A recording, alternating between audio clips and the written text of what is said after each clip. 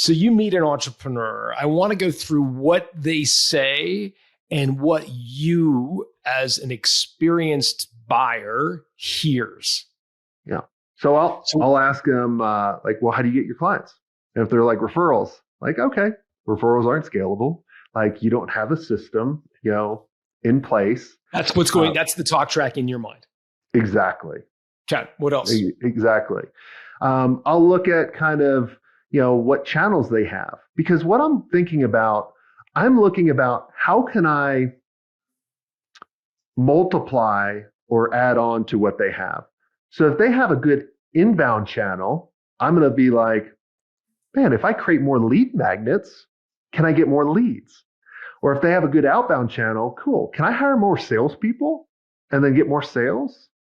Or if they're going to like have more, if they have all their business coming from strategic partners, cool. Can I get more strategic partners? Like I'm trying to think about how can I scale this business for the things that they're not able to see, right? So then I'm valuing them more, but they're still probably valuing themselves at or whatever. I'm also looking at, do they have predictable revenue? Okay. So I'll be like, are you more project-based? Or how long, what's your churn rate? How long are you keeping your clients? Because I'm trying to think, all right. And then I'm also asking them, are they upselling their clients? How often are they upselling their clients? Like how often are people coming in at X and leaving or like building to Y and Z and all this? Because I'm constantly looking at that. What other things are we going back to recurring revenue? If you ask the question, what question would you ask to ascertain whether they have recurring revenue or not? Well, I would just say, what's your monthly recurring revenue?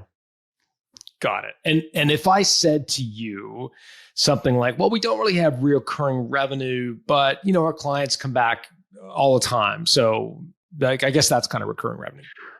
Well, then I would ask, well, what's how often are they coming back? Where did they start? Show me. Like I'm asking them, like, show me. All right, pick a client. All right, tell me the story of this. And if they're like, if they're coming back to you just as order takers, like you're the order taker, that's a red flag. We want to buy people that are, their clients are viewing them as the advisor, the trusted advisor, right? Like anybody can just do a service, but what we're wanting is the agencies and the businesses that get paid the most are the ones that solve the biggest problems the fastest. And so we want our clients to always come to us with a problem. Even if we can't solve it, well, that on that particular one, we'll be able to, point them in the right direction. But that means then we're their trusted partner. And then that means we have stickiness going forward.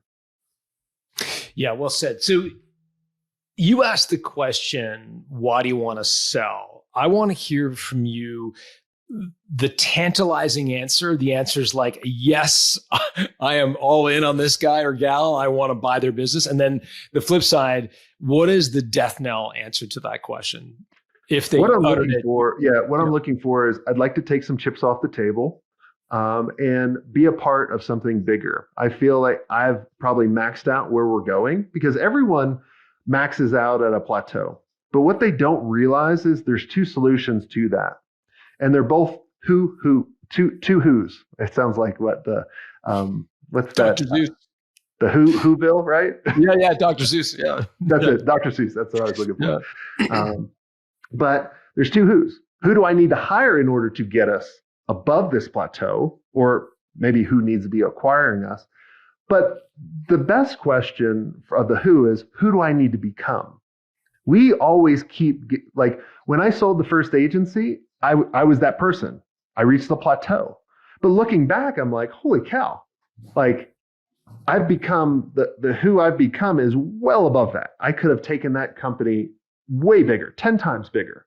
And then I would have hit another plateau. And then I have to ask my question, who do I need to become? So that's usually what I'm looking for. The red flag is just like, I'm just done. I just don't want it anymore. Well, why don't you want it anymore? Well, it's amazing business. Like, and you could take it to whatever. I'm like, well, what am I missing? Right? Like, you're not telling me, like, we want someone to be a part of it and to put some skin in the game too, right? Because we're putting some skin in the game. We're putting a lot of skin in the game, especially if we value you at $5 million and we give you $2.5 million in cash. So. Yeah. Just be curious. You mentioned red flags, like I'm done, to the answer to the question, sort of, why do you want to sell? What other red flags do you look for in the process of courting a potential owner candidate?